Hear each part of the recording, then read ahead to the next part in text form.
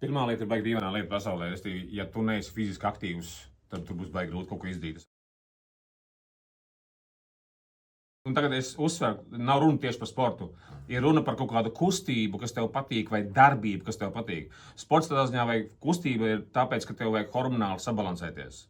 Apstāties, mums ir mega vajadzīgs, piemēram, ir hormons kortizols, kas ir vajadzīgs, lai varētu pat koncentrēties dažkārt. Jā, bet tas nav stress. Es redzēju Sandu Ozoliņa bildi šeit, viņš ir ģeniāli koncentrējies, tāpēc kā viņam vajadzēja koncentrēties. Jā. Mans kolēģis Jākaps Redliks, viņš ģeniāli kopā ar Sandu Ozoliņu spēlējot, viņš koncentrējās.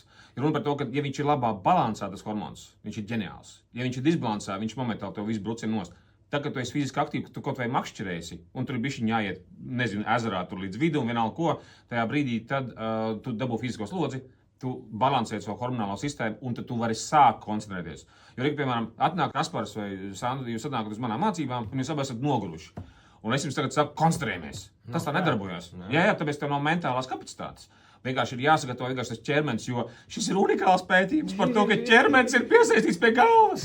Nav! Jā, ir! Es parādīšu, man ir bildes! Nav! Man ir bildes! Skaties!